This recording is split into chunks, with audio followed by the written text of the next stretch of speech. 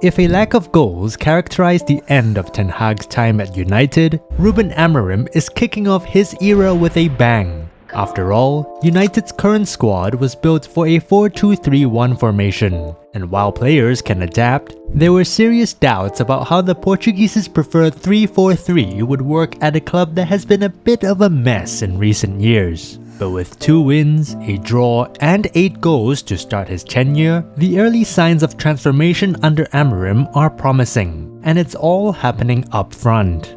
Let's look closer at how Amorim is revitalizing United's attacking play. Unlike Ten Hag, who opted to use many of the same players week in and week out to build chemistry, Amorim has heavily embraced squad rotation. In each of his first 3 games, he has deployed 3 different centre forwards, with all 3 scoring when played in that position. After Marcus Rashford's electric opener at Ipswich Town and Rasmus Højlund's midweek double against Bodo Glimt, it was Joshua Zirkzee's turn with 2 finishes in a 4-0 home win against Everton.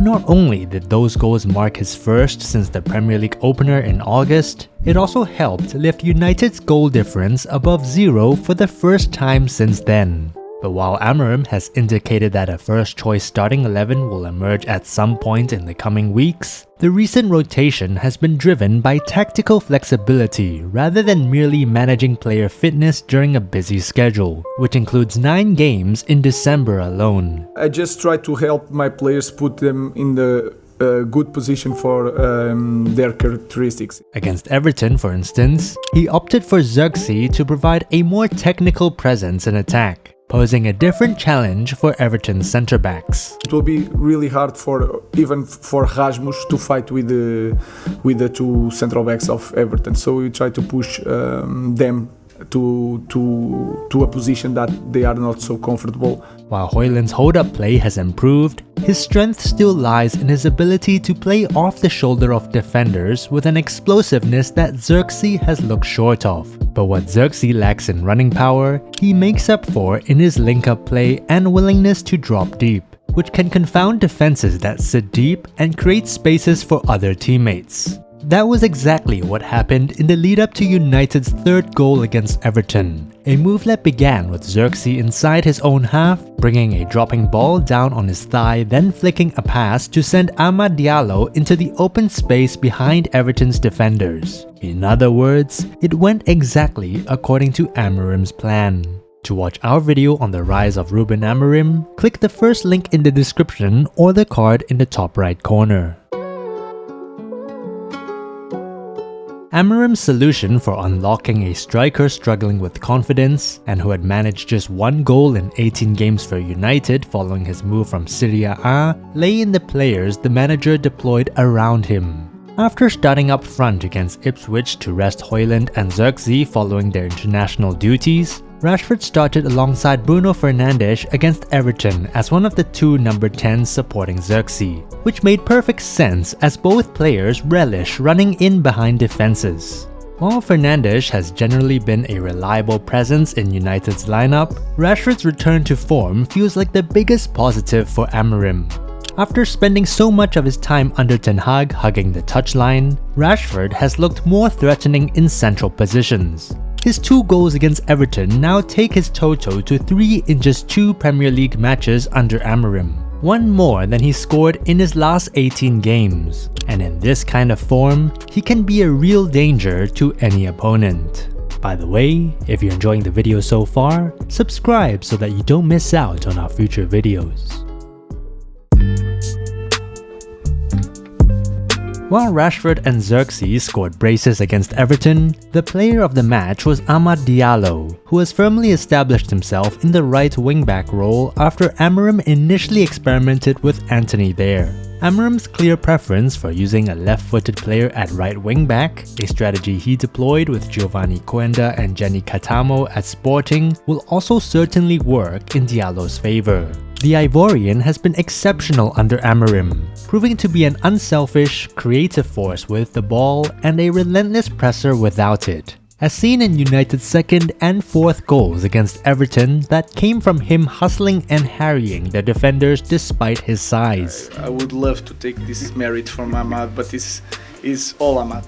He's a very smart guy, he's very explosive. In the right moment, you try to put these details in players' head about using the pass to start the pressure because you have time to do that, but it's all about the players. As the winter transfer window approaches, however, it's clear that United's wing-back options need improvement, with the left wing-back position remaining a concern. Diogo Dalot has filled in there reasonably well, but his form has suffered slightly from alternating so often between the right and left side. Despite Luke Shaw's past excellence in that role a lifetime ago at Euro 2020, his injury record raises doubts about his reliability as a regular starter, and given his capacity to carry the ball from deep, he may even be better suited to the left centre-back position. Meanwhile, Taro Malacia is only just returning from a lengthy absence of 16 months, so there are no guarantees about how he will fare. Changing the manager wasn't part of the plan when United spent £180 million on new players in the summer, but so far, Amorim has made the 3-4-3 formation work. When I'm there, I'm just focused on helping the players. Sometimes I think I'm really playing with them. I just want to help them. I don't want to push them or to show that I want to push them just for the fans or some. I just want to help my players, and they did a very good job. To fully realize his vision, however, additional signings will be necessary. The journey to get United back to where they want and need to be still has a long way to go.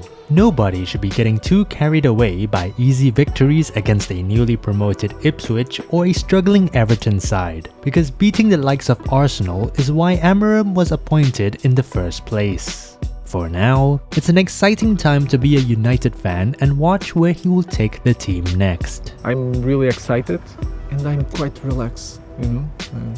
I think I am where I'm supposed to be. It doesn't matter the last years. You feel the weight of the history, and you want to be part of that, you know. It's going to be tough.